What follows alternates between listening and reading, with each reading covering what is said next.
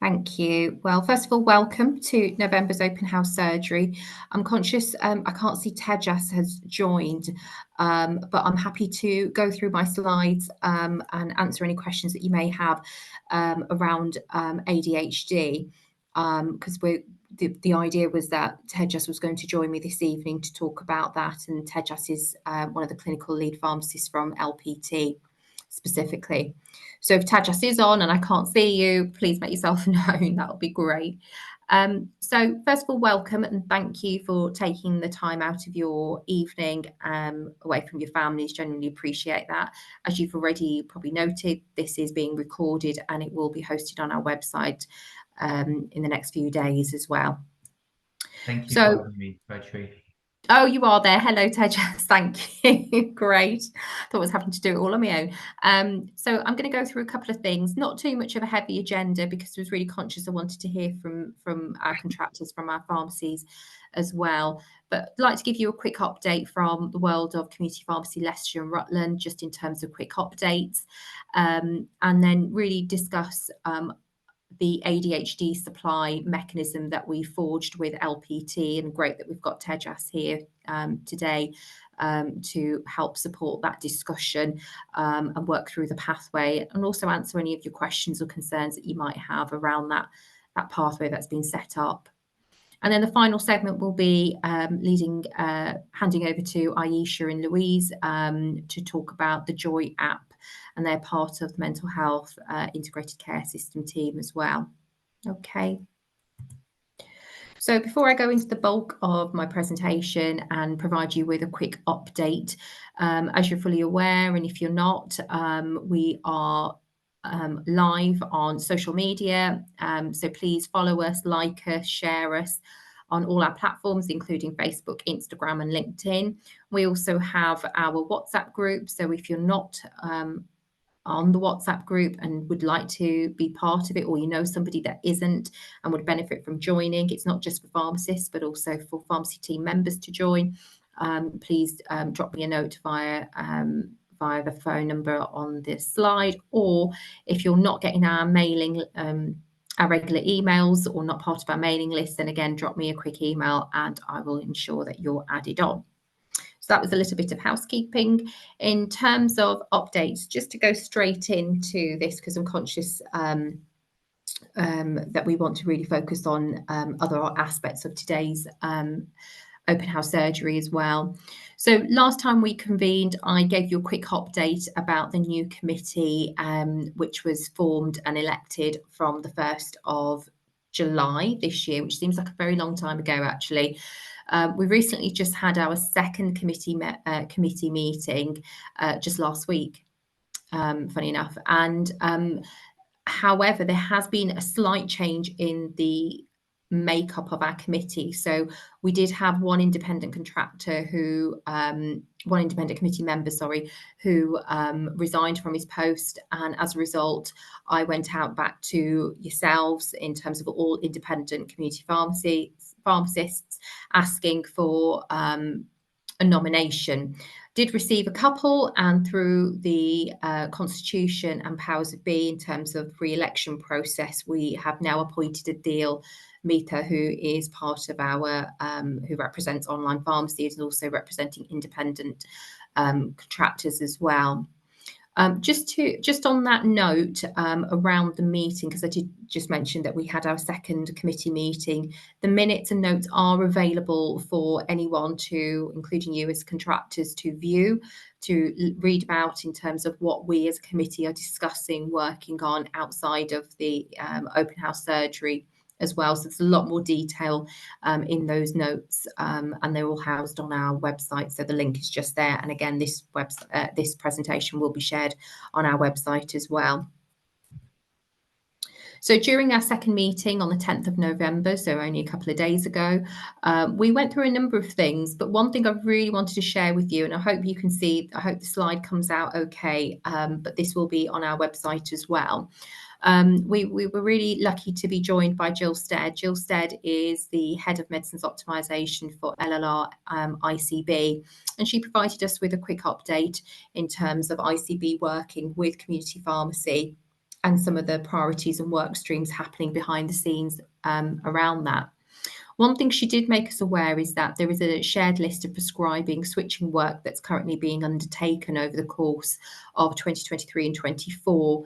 And that list, and I've just taken a snippet for the presentation this evening, but that comprehensive list is available on our website as of now. So I will signpost you to that and put that in the chat shortly as well after I've come out of my slides for your information.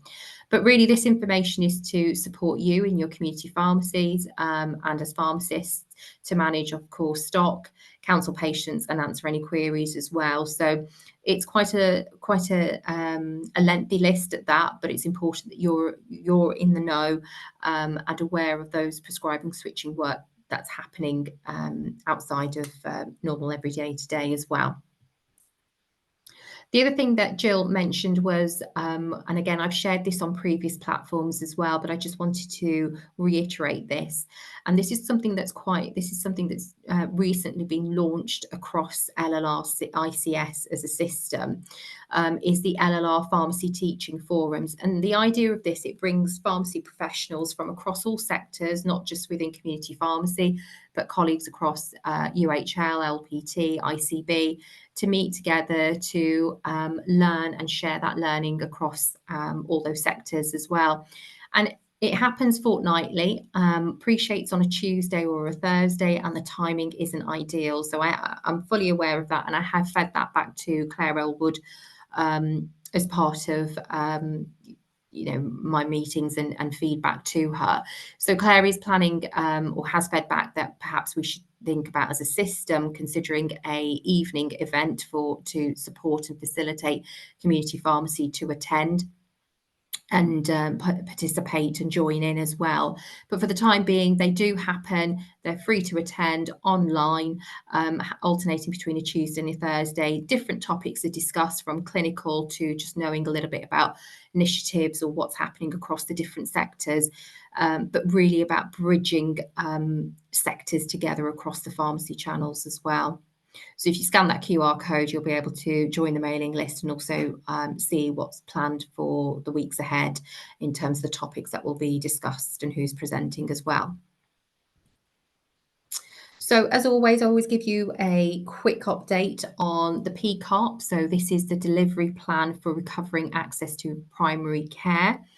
And just to take you all the way back in May, the early May, Rishi announced and promised the NHS 645 million investment into community pharmacy, which is going to be trickled over the next 2 years to support what we think was called pharmacy condition service, but we know now it's actually going to be called Pharmacy First, along with the expansion of the NHS pharmacy contraception and blood pressure or hypertension case finding services as well. So with regards to the expansion of oral contraceptive, this is to increase the access and convenience to patients. And we know that there's going to be a further announcement, which is really imminent around both, all of PCARP in terms of contraception, hypertension, and also Pharmacy First as well. So I feel like these slides may be even out of date by this time tomorrow, but watch this space as well. But as it stands, Community Pharmacy England are not supporting oral contraceptive service. However, that may change following further announcements, which we know will be coming around the PCARP details and negotiations as well. And the same for blood pressure as well. So there will be the expansion of blood pressure. We've had expansion already in terms of increasing the scope of who can actually perform those duties, not just pharmacists, but also in terms of technicians, but also we know the benefits within that. National negotiations are still underway. So again, I feel like some of these slides this time tomorrow may even be out of date as well, because like I said, those announcements are very much imminent as well. In terms of the Pharmacy First, so we know that that's to be coming soon.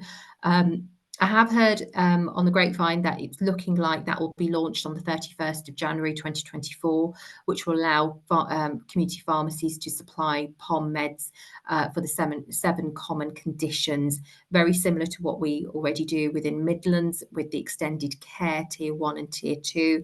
But those 3 conditions that are highlighted in red are the additional new ones, or the ones that have been replaced as well.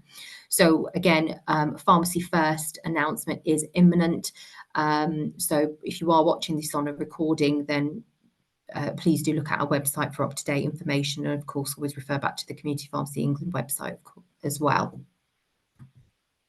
So it feels like over the last 4 weeks we've had a flurry of webinars in terms of bringing you what we felt was important to know, to be in the know, but also information that's relevant and timely as well. So the purpose of this slide is to really reiterate that the recordings are available for you to watch back in your own time on our website. There's a lot of information around the information that was relayed during that webinar as well, particularly around this one with regards to the controlled drugs webinar with our accountable officers as well. And we looked at CD destruction, current issues, and we were supported by Turning Point, and we even looked at real case studies that Turning Point and some of our accountable officers have, their teams have encountered. So it's worth having a look. And if you have any questions or feedback, feel free to feed that back through to us and the team as well. And more recently, and I know I'm going to hand over to Gareth at the end of tonight as well to say a few words. But Gareth very kindly put together a presentation, a webinar just a couple of weeks ago on extended care tier 1, looking at UTI and acute bacterial conjunctivitis as well. Gareth will be adding and has added a number of resources onto the website, and they will be available soon. So again, this is why it's important. If you're not part of our mailing list, please do feel free to contact us, because we always send out updates to websites via email as well. So you'll know once they've been added, rather than just looking for them on the website. We'll inform you once they've been uploaded.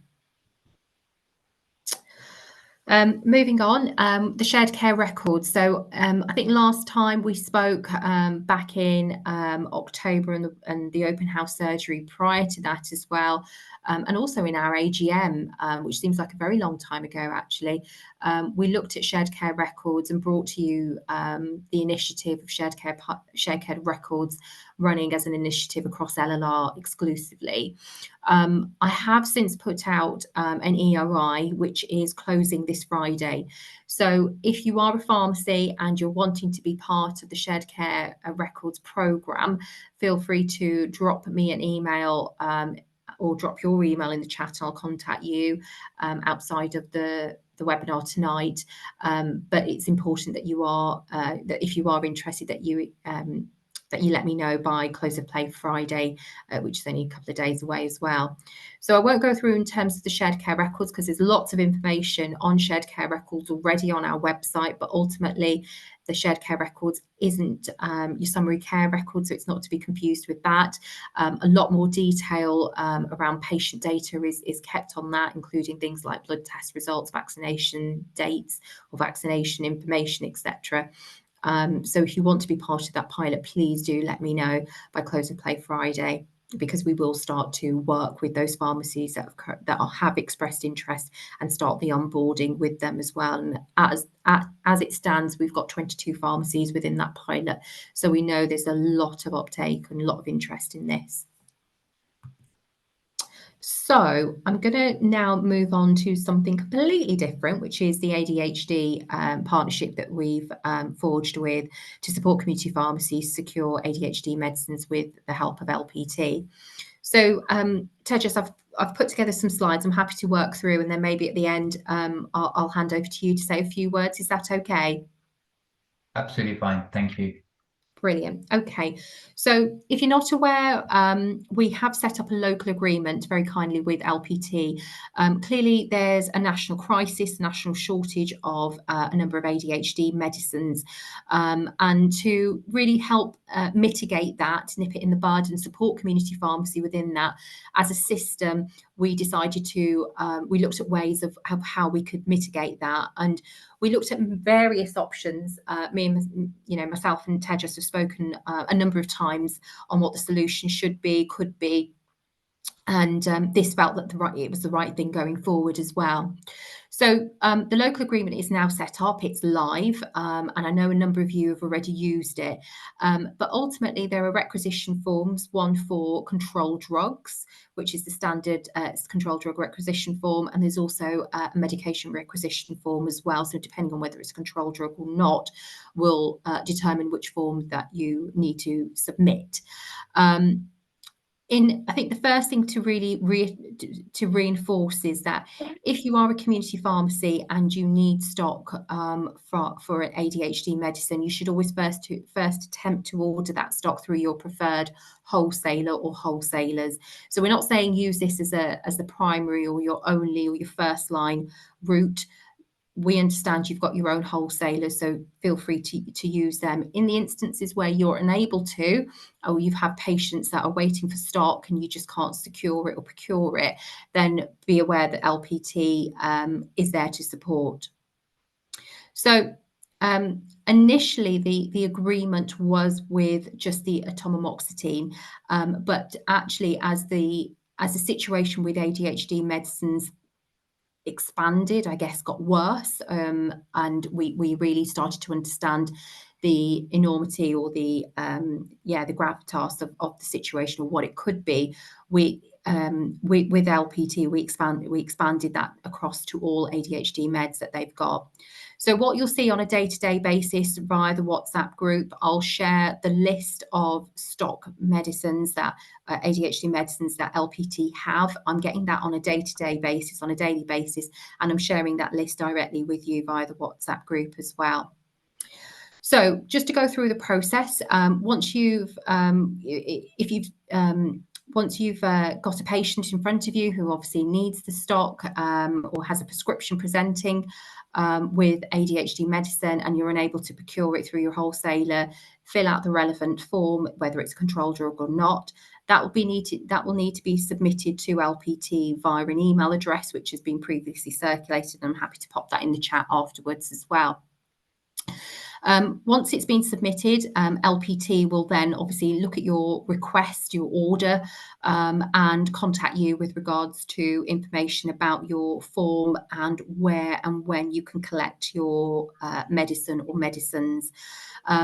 You as a community pharmacy will need to make arrangements and provision around the collection and transportation of that yourself. I know this has caused, I know this can be challenging and it's not ideal, but we are adhering to the fact that LPT have a WDA requirement, so they need to adhere to that in order to make the supply as well. And it's just not viable for them to make deliveries to all 226 community pharmacies if it ever got to every single one of you having a request at the same time as well. So we've tried to mitigate and cap that as well.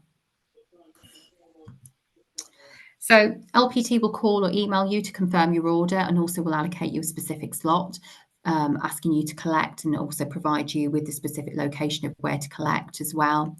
A couple of you I know have been caught out, or one of you has already been caught out by not bringing the original requisition. Please do make sure you bring the original requisition with you and also a form of ID. That's absolutely critical as well. I've previously had a couple of queries around pricing as well on the ADHD meds, but just to reiterate and reinforce, LPT are supplying all medicines at drug tariff price. So there's no handling fee added on top or no surcharge as well. Where there are any instances where this changes, then do let me know, and I will of course escalate and work with Tejas to be aware of that as well. But this is where we need your help and your information as well. Is absolutely key and valuable. I don't think there was anything else, so I'm just going to stop sharing my screen and come out, Tejas. Was there, can I just come back to you, Tejas, if that's okay? Is there anything you'd like to add? Yeah. So first of all, just a really big thank you because I think when this sort of whole thing kicked off, I was a little bit skeptical as to how many pharmacies would get on board. But so far, we've had about 40, just over 40 pharmacies order from us, and many of them have actually come over and over again. And I know this is not an easy thing to do, and it's on top of your regular struggles day to day. So I am really thankful. And as Rajshri said, we have a wholesale dealer's license, so we have to adhere to very strict temperature control regulations, which is why we stop short at not delivering. So when we hand the drugs over the counter, over our counter, we seize the responsibility and we hand it over to you. There is flexibility in who can collect. When you order, you just need to let us know at some point as soon as possible who is going to be, and then we know who to expect, and then that person can bring the original documents as well as a form of ID. And we are asking for about the 24 to 48-hour turnaround time because as things get more and more busier, obviously we need a bit more time to process it. And bear in mind, as LPT pharmacy, I mean, ideally, we would love to stay out of this. Our organization has, we estimate around 5,000 patients on ADHD medication. That's children, adolescents, and adults. And as you can imagine, they will be generating thousands of scripts, which every community pharmacy will be kindly dispensing. There's absolutely no way we can deal with that from a dispensing point of view. Hence why the model of just supplying boxes came to light, really. But one thing I would also add, just for your own ease, I'm not, unlike other suppliers where they'll ask for proof of prescription before they give you the product, we're not necessarily doing that at this stage. So again, just to save you additional journeys, if you want a box of Equisim, but actually you do a search and you find out that you've got a couple of patients on Elvans, a couple on atomoxetine, a couple on guanfacine, there's no reason why you can't fill all of those out, make one journey and get a handful of boxes.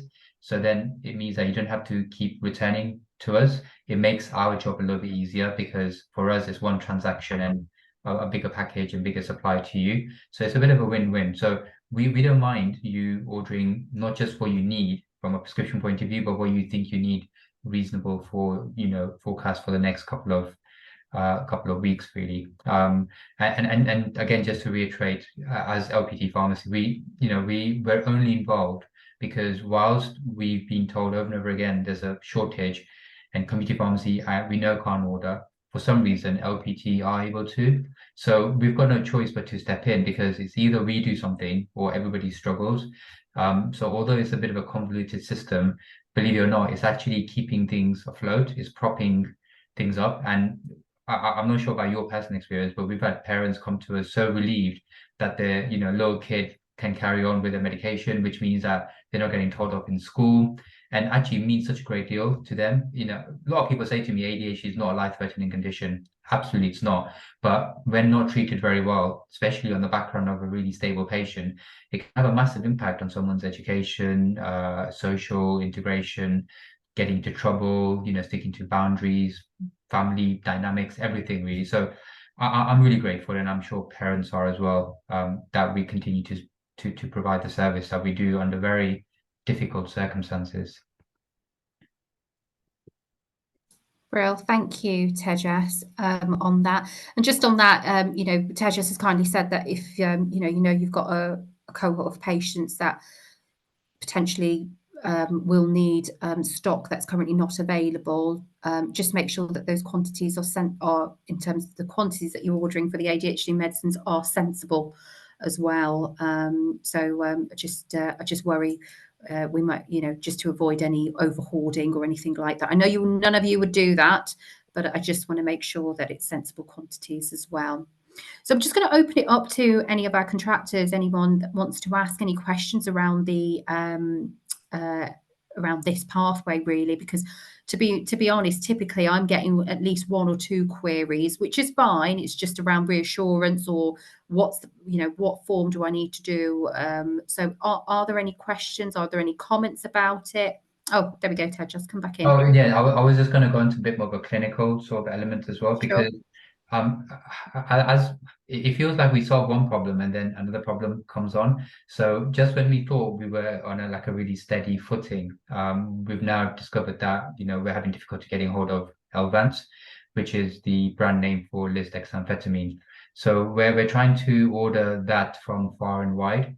We've already placed an order from the States for guanfacine, which in this country it's marketed as Inchinif, but in America it might be under a different sort of brand product. So one of the things that we're also advocating is generic prescribing where possible.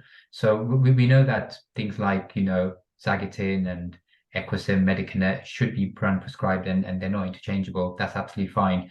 But products like lisdexamfetamine, products like guanfacine, atomoxetine, we're advocating generic prescribing. The reason being is then you have the freedom to provide the right product, but it might be at a different brand. So just earlier today, I had a conversation with a community pharmacist where we prescribed lisdexamfetamine 30 milligram for a 15-year-old, I think it was.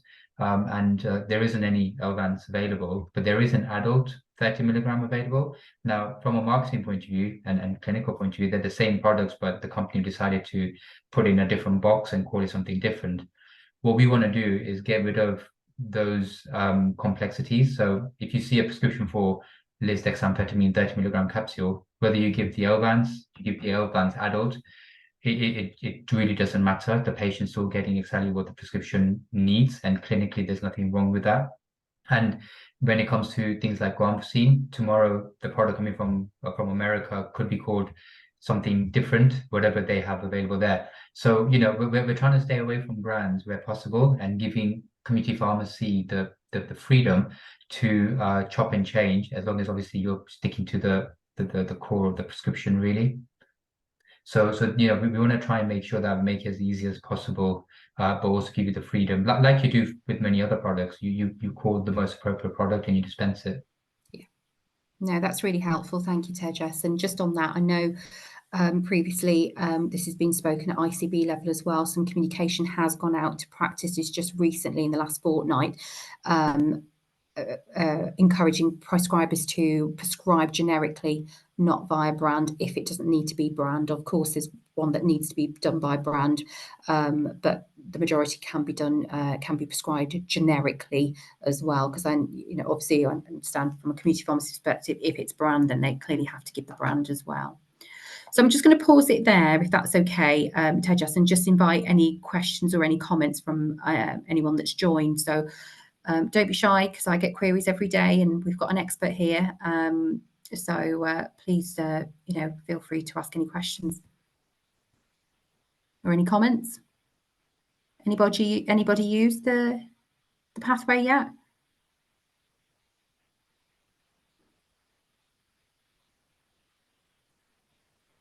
Thank you. Got a little something in from Chitta.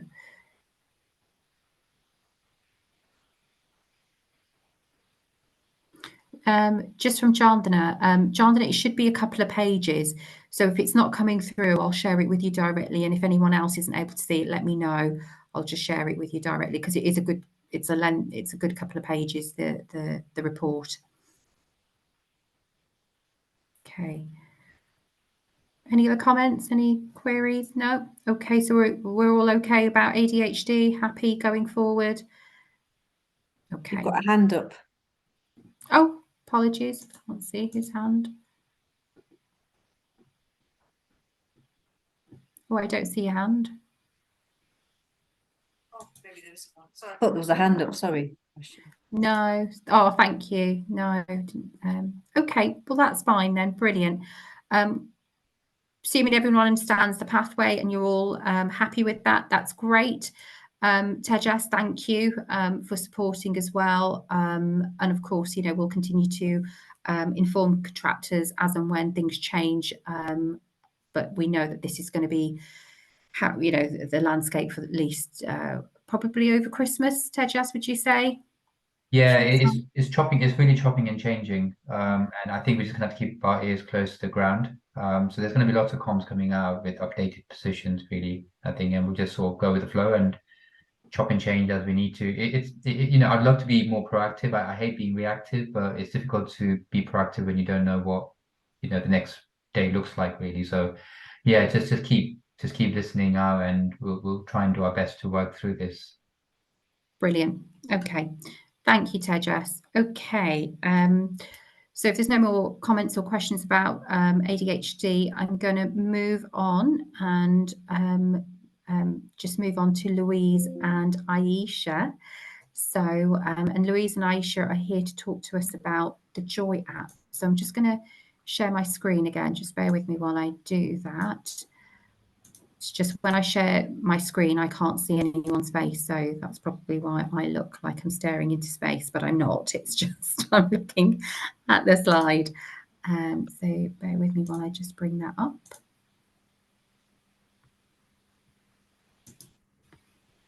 Okay, can you all see the slides? Somebody can just let me know. Yes. Yeah, okay. Aisha, shall I hand over to you? And if you just let me know when you want me to, or Louise, let me know when you want me to move on to the next slide. Yeah, no problem. I'll just do a bit of a small introduction, and then we'll hand over to Louise, who'll go through more information about the Joy app. So thank you for having us. Really appreciate your time to listen to us. So I'm Aisha Jagat. I am the neighbourhood lead for the City East area, employed by Leicester Partnership Trust, so LPT, but work very closely with the mental health team in the ICS. And the role of the neighbourhood mental health leads are to bring together all the organisations that support somebody in terms of their mental health and well-being at a local level. So I cover the City East, so all organisations, meaning voluntary organisations, GPs, pharmacies, LPT specialist services, local authority organisations, public health, everybody that might support somebody in somebody's mental health at a local level. And the role is to understand what's out there, what support is out there, and also to understand what the challenges are at a local level in terms of mental health and well-being. And as a group, as a collective of all different disciplines coming together to overcome some of those challenges and make access to services, access to support local to people, but where they need to be escalated to the right organisation. So I connected in with Paul Gilbert from the ICB and spoke to him about my role and spoke to him about some of the work that we're doing. So, for example, in the area that I work in, there's a couple of maps on the slide. So if you go to slide 2, you can have a look at so in the city, we've got a few people covering the city. So myself in the City East, which is the red area, and we've got colleagues that cover different other parts of the Leicester City area. And if you go down slide 3, we'll have the county colleagues. So they'll all have a similar job to me in terms of bringing all those organisations together at a local level and then working together to overcome challenges in terms of mental health and well-being.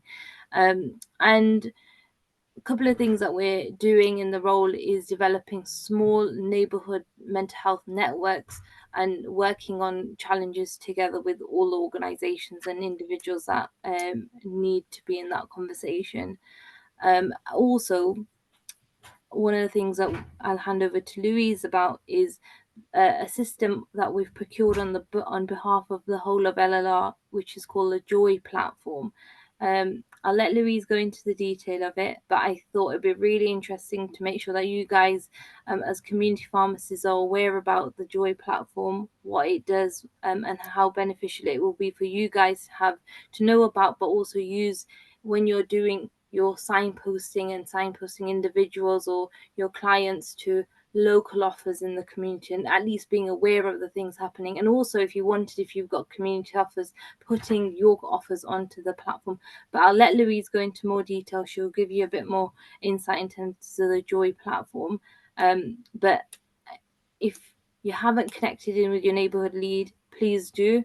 It'd be great to have a conversation with you in terms of the more details about the neighbourhoods that you work in and the challenges that you see, and actually how we can help you as a neighbourhood lead build your connections into the community further.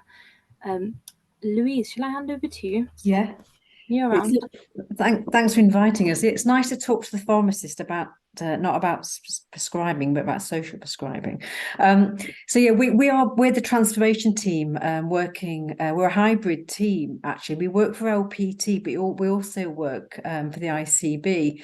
So we're sort of an in-between team.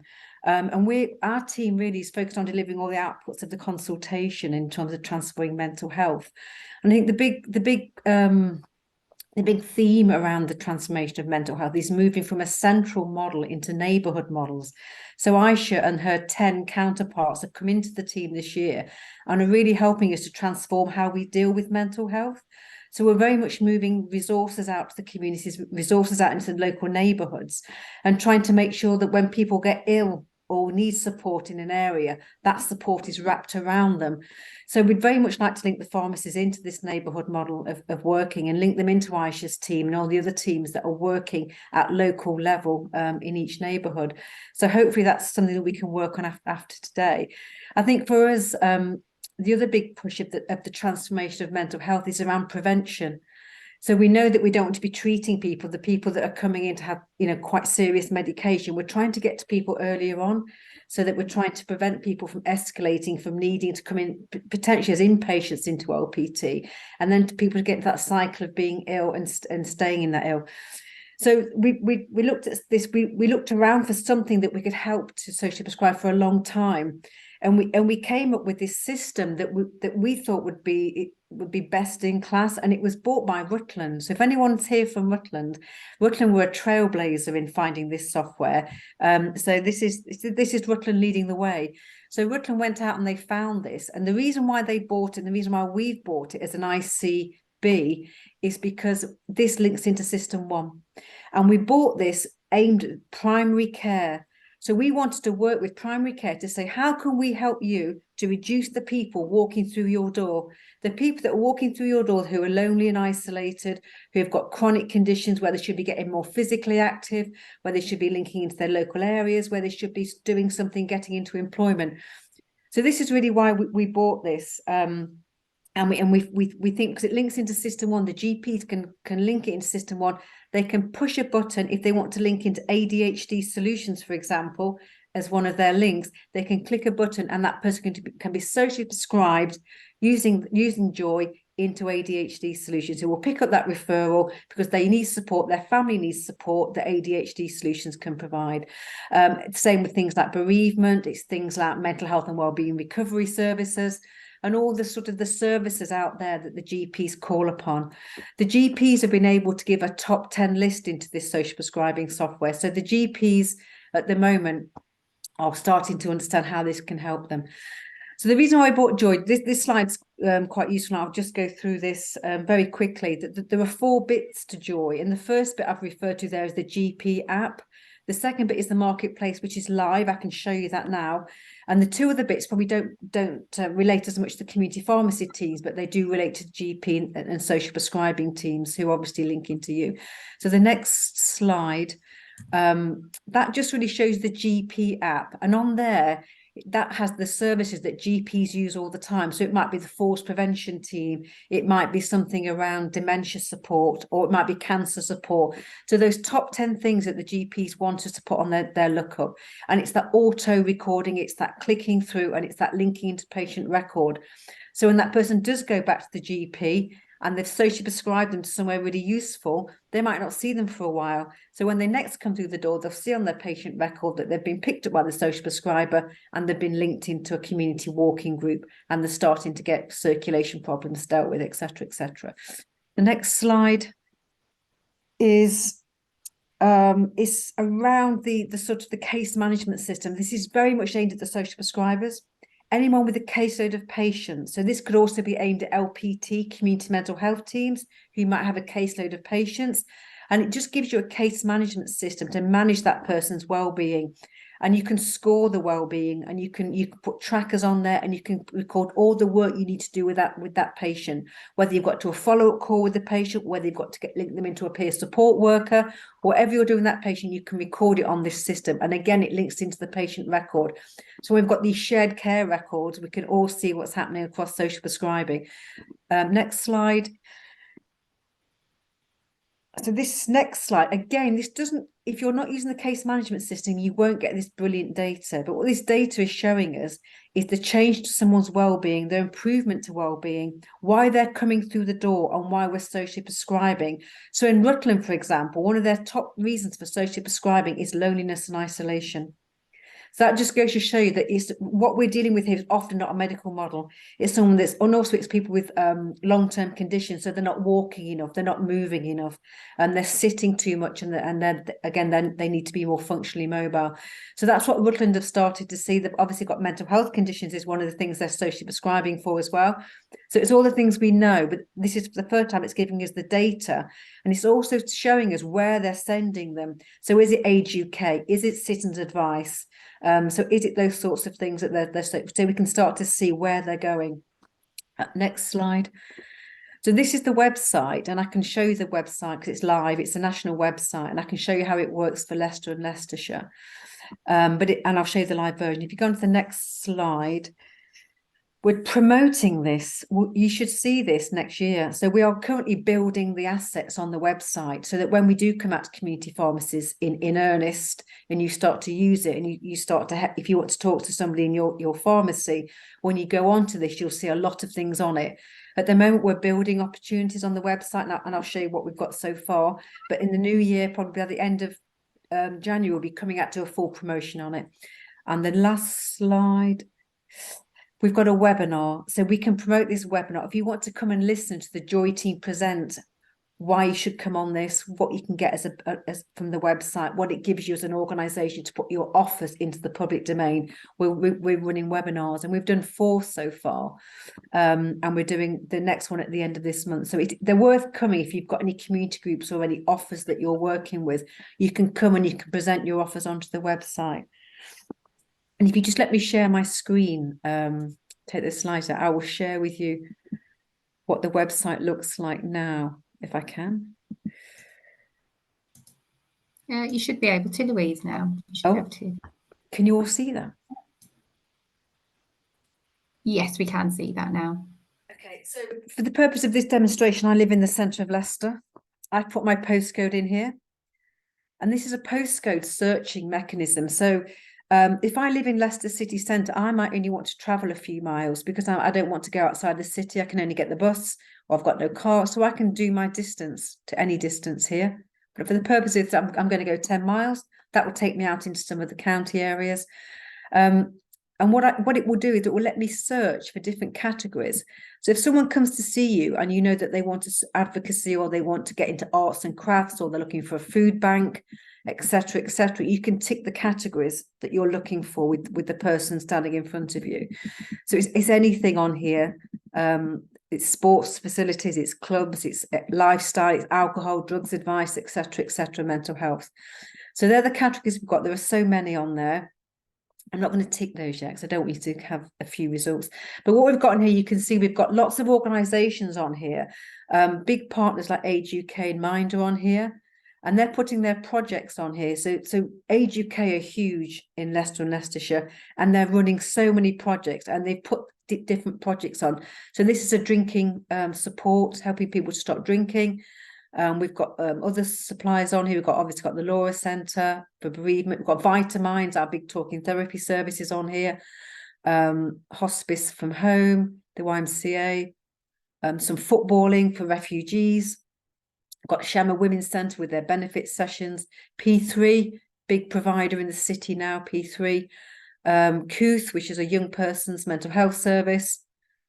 And then lots of physical activity. We've linked in with Active Together. So a lot of the stuff we're trying to promote is better lifestyle, better living, physical activity and movement. And again, Age UK are on here again. They're now promoting their day clubs. So they're very much promoting things that are focused on the customer. And the next thing they're putting on is all their volunteering opportunities, because they want to recruit befrienders. because we know some people are lonely, but some people who befriend people also are looking for social activity. So they're putting lots on there. So you can see on here, there's lots and lots of things on here. Health Watcher on here, therapy, mums clubs, exercise referral schemes, etc., etc. So there's lots and lots on here. And all the cafes are on here. So Aisha and I work within the team that have commissioned all the cafes. We've now got 25 neighbourhood cafes across Leicester and Rutland. They're all on here with the times that they open. So there's lots. So this is building. It's not finished yet, but it's going to hopefully have thousands of things on here. It's ambitious. So we're going to have thousands and thousands on it. The big thing to do that we're doing at the moment is because we're an integrated care system now, our collaborative which is Better Mental Health for All, we work with the city and the county councils, we work with the ICB, we work with LPT, and we work with the voluntary sector. So we are waiting to get the data input from the city and the county. So once we've got these opportunities fed into this database, it should be massive. And the same with Active Together, who do all the physical activity opportunities. Once we've got that data in there, the database will be a lot bigger. So this is what we're doing at the moment. We're populating it, we're rolling it out. We're coming into the city now. We've just finished in Charnwood. We've trained all the GPs, all the social prescribers in Charnwood, and now we're moving into the city, into other parts of the county. And we'll keep rolling it out until the end of March, when we should have got around to the whole of the city and the county next year. That's brilliant. Thank you, Louise, and thank you, Aisha, for explaining a little bit about the Joy app. So when is it actually going to be ready for community pharmacies to, we can use it now or not? You can. Yeah, you can so use it now. it's there, but it's still being added to. Yeah, I mean, I suppose the reason why we're not doing the big hurrah at the moment is that we don't want to do it until we feel really confident. When somebody goes on it, they'll go, wow. So the big thing we're waiting for now is that city and county data import. And we're still working on that this year. It's a bit of database work we're doing. But as soon as we think we've got that import in, we should have, I think we'll feel confident to say that we want to really push this out to the general public, because I think the big change for this is that it's very focused on the general public. So I can refer myself into Joy, I can refer my mum in if I want to send her to a dementia group, or I can sit down, if I'm a social worker, I can use this. So all partners in the system can use this, the general public can use this, and obviously our community pharmacists can use this. So that's what we're trying to get to, that real critical point where we feel we're confident it looks good enough to launch and to shout about. But by all means, it's live now. Brilliant. That's really great. Thank you, Louise, and thank you, Aisha. Any questions or comments for Louise or Aisha around the Joy app or anything that we've talked about in terms of social prescribing? Got a very quiet bunch today. No, anybody used the Joy app already?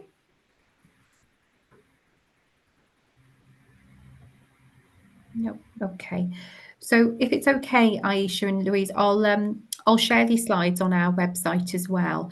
If you can obviously just give me the link to the Joy app itself, we'll host that on our website, of course, and I'll share that with the update in terms of sending out the synopsis of tonight to everyone else that isn't able to join as well. So I'm happy to share that. And just in terms of I guess appropriate or legitimate, legitimate, I use that word really loosely, but more in terms of the appropriateness of the referral. In terms of like training, no formal training, mandated training for healthcare professionals to be using the app.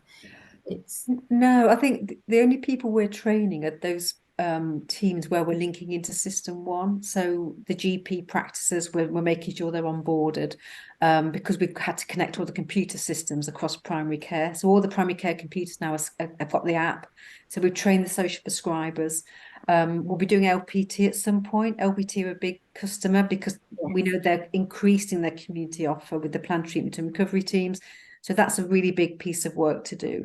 But there's no training. The other thing to mention actually is that when we do put organisations on there, we have a verified tick box that they have to fill in, because we want to make sure that organisations going on there are going on there for legitimate reasons. So it's not a private company trying to increase its business, that they're qualified, they're people that we know and that we work with. So there is an element of verification. There's a tick on the entries where we've got verified service, so people know that they've been verified by us. That's really useful to know. Thank you. Brilliant. Well, thank you very much, Louise and Aisha. If there's no questions, fantastic. Thank you. But just ask you one thing, Rashid. We are going to be doing leaflets and business cards, and I suppose it's the best way to, once we're ready, probably by the end of January, it's the best way we could think of to communicate with your community pharmacists, and how we get information out to them will be the next challenge, really. Yeah, of course. So just so you know, Louise and Aisha, we've got a number of communication channels that we use. We don't just use the one you've kind of listened to me today in terms of the different social media apps that we employ. But we also have a mailing list. So there's obviously employed pharmacists, but we also have to get through to the locum population as well. But also those members of the pharmacy team that aren't pharmacists, but obviously, work in management roles, etc., that can push the buttons. So if you want to send any information over to us or to myself specifically, I'm happy to send that out. I just can't obviously share their email addresses because of GDPR. But also we, once it's out, as in the formal launch, if you'd like us to, we can do integrated or collaborative posts, social media posts as well. And that's worked really well with previous organisations as well, or previous initiatives that we've had within the region. And also we can share, if you've got any, I noticed you had a QR code as well, we can put that on our WhatsApp group as well. So, I mean, I think now we're in that time where not just one size fits all in terms of communication. Different people prefer different platforms as well. So we're trying to keep up with that and use as many as we can to get through to the masses. Thank you. Brilliant. Lovely to hear from you, Louise and Aisha. And come back and tell us more. If you're not getting referrals from community pharmacy, then please do let us know as well, because it'd be a shame if we weren't utilising that opportunity as well. Okay. Thank you. Thanks for your time, everyone. Thank you, Aisha. Bye. Thanks, Louise. Thank you. So, I think we've had quite a lot of talking from myself, but also quite bulky topics this evening in terms of both the ADHD and, of course, bringing you the Joy app as well. Be interesting to hear from anyone in terms of if you have any feedback, comments, any concerns that you'd like to as part of the open house surgery. This is a safe space. So feel free, I'll give you a couple of moments to either, pop yourself unmute or pop your hand up. Happy to bring you in.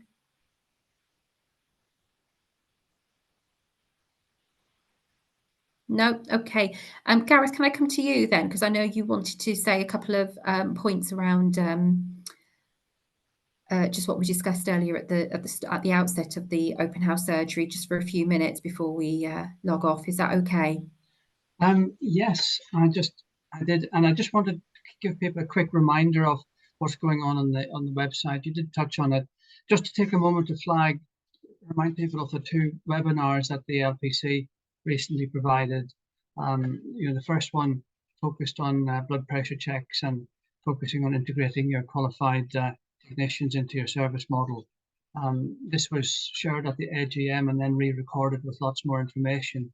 So we would recommend that pharmacists watch the recorded video with your pharmacy technician, and it will illustrate what a hybrid delivery model, could look like. Just cut and paste what you see there into your local SOPs and crack on with the blood pressure checks with your technician leading on it. And then the second one that we did focused on extended care services. That was an webinar. Was it last week or the week before, the time goes? Again, this is on the website. It was intended to support pharmacists and help them get up to speed with this extended care service. Importantly, if you didn't attend that webinar, I would recommend going and having a look at the video. But importantly, it sought to dispel the myths which seem to exist out there. For example, there's been a perception that extended care requires a very high level of clinical prowess, whereas in reality, it just needs you to be reasonably conversant with the symptoms. And this because farm outcomes prompt you all the way through the service delivery, so you cannot forget anything. We looked at farm outcomes screenshots, and you can see this on the video, screenshots of the UTI module, and people realized when they saw this that they don't need a photographic clinical recall of all the symptoms and considerations. We especially recommended that pharmacists look at that video and log on and play with the farm outcomes UTI model before you get stuck into the training and reading materials. This because it will serve to take off the clinical pressure, because you will realize that everything that you need at point of care is prompted in front of you. So when you then do the clinical reading, you will be understanding that you don't need, as I said, photographic memory of all the symptoms and conditions and red flags and all of those things. You won't be stressing that you need to have recall like in a final exam, because everything's on the screen. So when you see how the service is supported, then go and do the reading, and you'll be able to relax and just enjoy the refresh. Otherwise, if you just go straight into the clinical training, it's like going down a clinical rabbit hole, because there's so many other links and things that you feel compelled to look at, which you don't really need. The one other little thing that I mentioned at the start of this evening, I just wanted to ask contractors, when they're using farm outcomes, how many surgeries don't have electronic links such that when you complete a service, it could be a blood pressure check service, a CPCS, where the farm outcome system prompts you to say that an electronic message cannot be sent to the patient's surgery, and requires you to produce a hard copy and get it sent by snail mail or whatever other method. I would like contractors to let me know what surgeries are not electronically able to receive the patient outcomes when you save the intervention. It'd be good if we polled our contractors on that, Gareth, maybe tomorrow, or just put a quick WhatsApp poll. Just conscious there's a few people that have dropped off, but if we can put that on a WhatsApp poll, that will probably get some good traffic and hopefully some better insight in if that's a severe problem, or is it a minute problem. I suspect it's going to be a lot bigger than what we think. There was a question as well, if I can just interrupt, Gareth. Jitu said, how much time would you need to provide, I guess, tier 1 UTI service, including supported administration? I don't think you can really say, can you? Well, if it's a simple UTI, then it doesn't take very long, maybe 10, 12 minutes perhaps. If you've gotten a patient that's been referred inappropriately and there's red flags all over the place, then you would have to maybe take a moment or two longer. But then it's up to the pharmacy to train the receptionist, and we've produced a resource to help with that. Perfect. I don't think one size fits all is what you're saying, isn't it? Really depends on what you've been presented with in terms of the differential diagnosis, etc. If you don't really need to do the dipstick testing. I've spoken to a few pharmacists who do lots of these, and a dipstick test is actually quite rare. When you speak to patients, they describe one symptom. They might say one symptom. It's burning when they go for a pee or whatever, and then but when you discuss with them the range of potential systems, they will come back and say, "Oh yes, I've got that as well." So when you're looking at the pro forma, and there's three symptoms that are the trigger symptoms. If you've got 2 out of the 3 symptoms, then you don't need to have a dipstick. If you outline the sort of symptoms that you're looking for, the patient will say, "Well, yes, I've got that as well," and suddenly you're out of the dipstick zone because you've got the boxes ticked, if that makes sense. It does. It does.